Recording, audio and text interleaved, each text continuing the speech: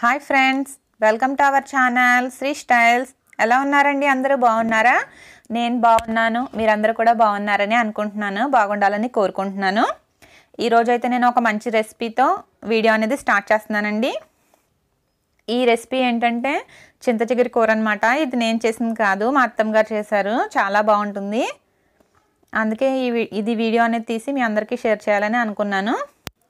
First అయితే ఈ చింత చిగురిని శుభ్రంగా పుల్లలు అనేది లేకుండా క్లీన్ చేసేసుకోవాలి. ఒక్కొక్కరు ఒక్కొక్క విధానంలో ఈ చింత చిగురిని క్లీన్ చేసుకుంటూ ఉంటారు పుల్లలు లేకుండా.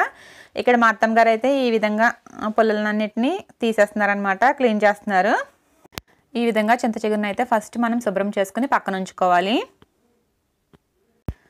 తర్వాత ఒక ప్యాన్ పెట్టుకుని అందులో కొంచెం ఆయిల్ యాడ్ చేసుకుని ఆవాలు, జీలకర్ర, మినపప్పు, శనగపప్పు వేసి ఈ విధంగా వేయించుకోవాలి. ఇవి కొంచెం వేగిన తర్వాత ఎండుమిర్చి యాడ్ చేసుకోవాలి. ఈ ఎండుమిర్చిని కూడా బాగా కలిపి ఫ్రై అయ్యేటట్టు బాగా వేయించుకోవాలి. తర్వాత రుచికి సరిపడా పచ్చిమిర్చిని యాడ్ చేసుకోవాలి. ఈ విధంగా చక్రాల్లా కోసి యాడ్ చేస్తున్నారు అత్తమ్మ గారు అయితే. తర్వాత ఈ పచ్చిమిర్చిని కూడా ఆయిల్లో బాగా ఒకసారి కలుపుకోవాలి.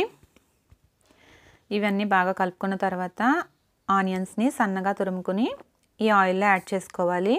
ఆనియన్స్ని కూడా బాగా ఫ్రై అయ్యేటట్టు ఒకసారి ఆయిల్లో బాగా కలపాలి. ఈ విధంగా ఆనియన్స్ అన్నిటినీ బాగా కలిపి ఒకసారి తర్వాత మూత పెట్టి గోల్డెన్ బ్రౌన్ కలర్ వచ్చేంత వరకు ఫ్రై చేసుకోవాలి.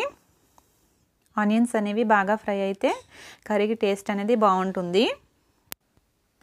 ఆనియన్స్ బాగా ఫ్రై అయిన తర్వాత కొంచెం పసుపు, రుచికి సరిపడా కారం, ఇంకా సాల్ట్ని కూడా యాడ్ చేసుకోవాలి.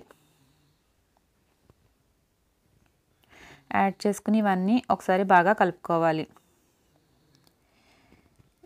ఇవన్నీ బాగా కర్రీకి పట్టేటట్టు చక్కగా కలుపుకొని చింత చిగురుని యాడ్ చేసుకోవాలి. ఈ చింత చిగురు కూడా ఇందులో వేసి బాగా అంతా మిక్స్ అయ్యేటట్టు చక్కగా కలుపుకోవాలి. ఈ విధంగా కలుపుకొని ఒక 5 మినిట్స్ ఉడికించుకుంటే సరిపోతుంది. ఈ చింత చిగురు కర్రీ అనేది రెడీ అయిపోతుంది. ఇది చాలా టేస్టీగా ఉందండి, చాలా బాగుంది. ఇది రైస్లోకి, చపాతీలోకి కూడా బాగుంటుంది.